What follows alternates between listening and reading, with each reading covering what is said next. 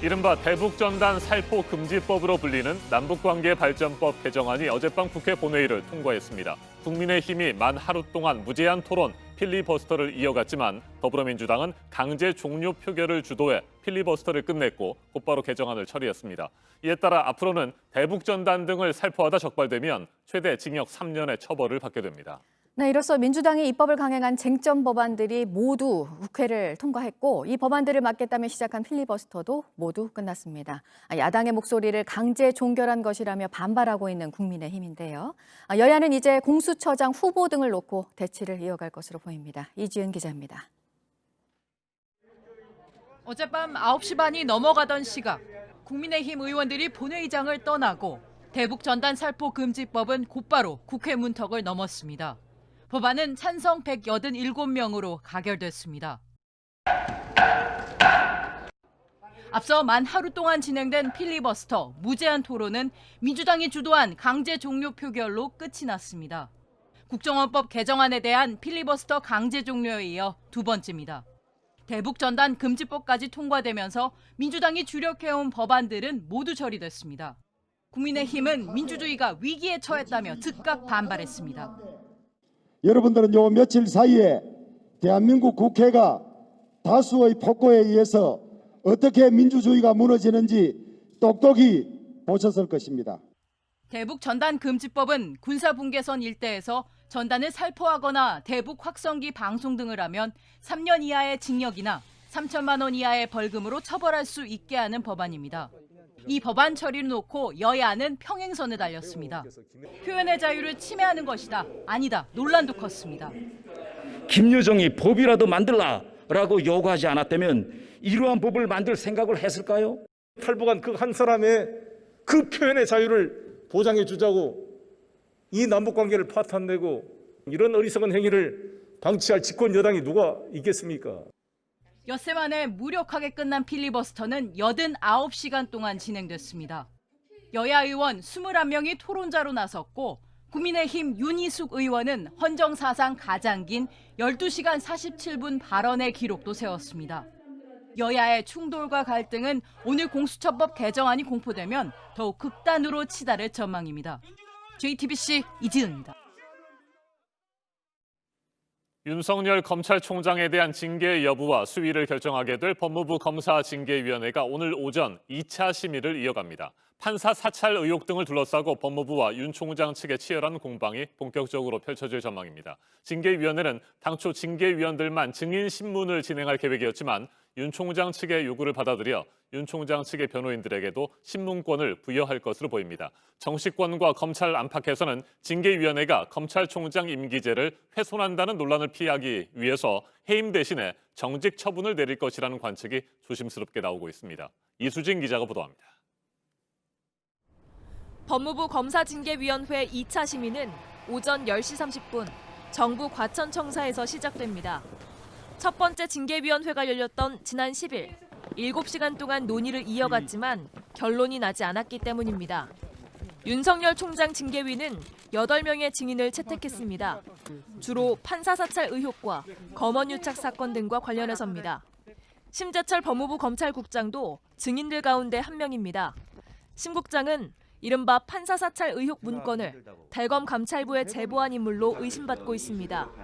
윤 총장은 지난 징계위 때 심 국장 등에 대해 기피 신청을 했는데 심 국장은 다른 징계위원들과 함께 기피 신청을 기각한 뒤 스스로 위원직을 회피했습니다. 이후 징계위는 심 국장을 증인으로 채택했습니다. 심 국장의 오늘 진술 과정에서 판사 사찰 의혹 문건을 놓고 양측의 치열한 공방이 펼쳐질 것으로 보입니다. 윤 총장이 직접 증인을 신문할 수도 있습니다. 오늘 위원회에서는 윤 총장의 징계 수위에 대해서도 논의가 이뤄질 예정입니다. 일각에선 윤 총장을 해임하는 것보다는 2개월에서 3개월 동안 정직시킬 가능성이 더 크다는 관측도 나오고 있습니다. 검찰총장의 임기를 보장하는 제도를 훼손하지 않으면서도 내년 7월 임기가 끝나는 윤 총장의 힘을 약화시키는 방안이라는 겁니다.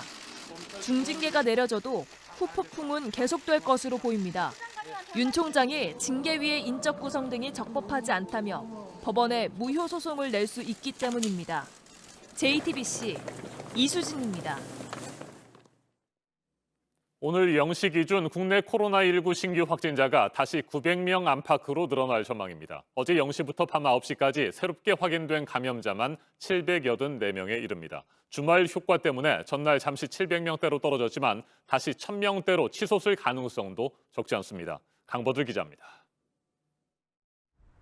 집단 감염이 발생한 충남 당진 나음교회입니다. 환기가 잘 안 돼 내부 곳곳에서 바이러스가 확인됐습니다.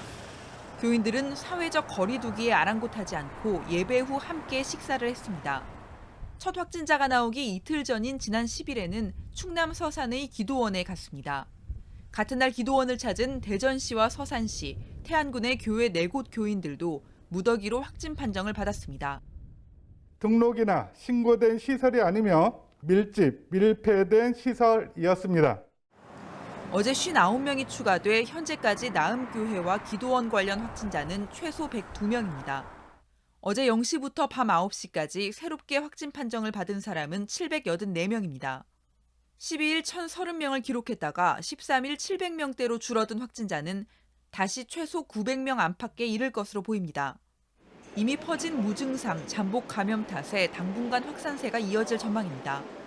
실제로 11월 중순 13% 수준이던 감염 경로를 알 수 없는 확진자의 비율이 지난주에는 23%까지 늘어났습니다. 가족이나 가까운 지인이라고 안심할 수 없게 됐습니다. 집단 발생 사례의 경우에는 가장 많은 감염 경로가 가족, 지인 간의 모임이 또 증상이 발생한 경우에는 집안에서도 마스크를 착용하는 등 주의를 가족 중 60대 이상 고위험군이 있다면 더 주의해야 합니다. JTBC 강버들입니다. 정부는 사회적 거리 두기를 3단계로 올리는 방안까지 검토하고 있습니다. 실제로 3단계 격상이 이루어지면 사실상 우리의 일상은 대부분 멈추게 됩니다. 결혼식도 못 올리고 영화도 볼 수 없으며 쇼핑은 물론이고 미용실도 가지 못합니다. 이렇게 영업을 중단하는 곳이 50만 곳에 이르게 됩니다. 이지은 기자가 보도합니다. 정세균 총리는 어제 사회적 거리 두기를 3단계로 올릴 수도 있다고 말했습니다. 필요하다고 판단하면 과감한 결정도 주저하지 않겠습니다만 3단계는 우리가 선택할 수 있는 최후의 보루이며 3단계가 되면 10명 이상 모일 수 없습니다. 실내 체육시설과 결혼식장, 공연장과 영화관 모두 문을 닫습니다. 놀이공원, PC방, 미용실 등도 마찬가지입니다. 백화점과 대형마트도 영업을 할 수 없습니다. 이렇게 영업을 중단하는 곳이 50만 개까지 크게 늘어납니다. 종교 활동도 할 수 없고 스포츠 경기도 못합니다. 예외는 있습니다. 의료기관과 숙박시설, 음식점, 편의점 등 필수적인 곳입니다. 다만 강화된 방역수칙을 꼭 지켜야 합니다. 식당의 경우 8제곱미터, 약 2.4평당 1명으로 인원을 제한해야 합니다. 네, 예전엔 이렇게 테이블 2개가 있으면 여러 사람이 앉아서 식사를 할 수 있었습니다.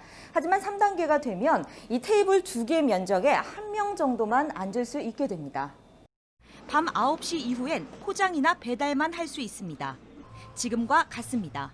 더 문제가 되면 이제 테이크아웃만 허용한다거나 뭐 이런 더 강력한 그런 조치들이 취해질 수도 있겠지만 카페는 하루 종일 테이크아웃만 가능합니다.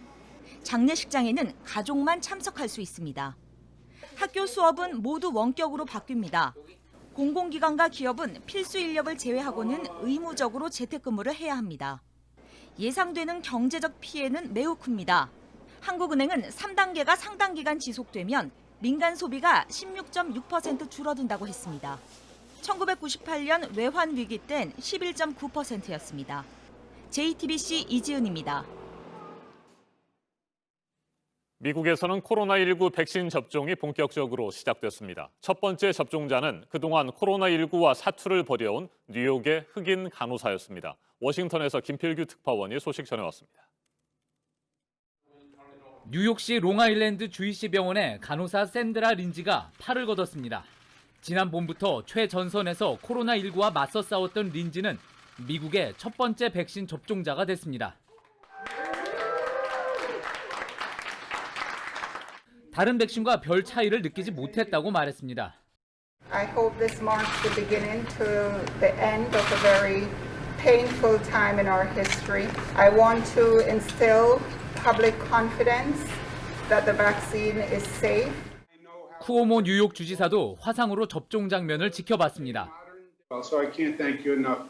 This vaccine is exciting because I believe this is the weapon that will end the war. 백신 접종은 이날 미국 전역에서 이루어졌습니다. 90세 백인 할머니를 비롯한 노년층이 첫 접종자였던 영국과 달리 미국에선 의료진이 먼저 주사를 맞았습니다. 미 보건당국은 내년 2월쯤 일반인들도 접종을 할 수 있을 거라고 밝혔습니다. We are in active discussions with Pfizer to similarly extend the number of doses available for the American population. 내년 1월 존슨앤존슨과 아스트라제네카의 백신이 승인이 나면 미국의 백신 공급은 더 탄력을 받을 전망입니다. 워싱턴에서 JTBC 김필규입니다.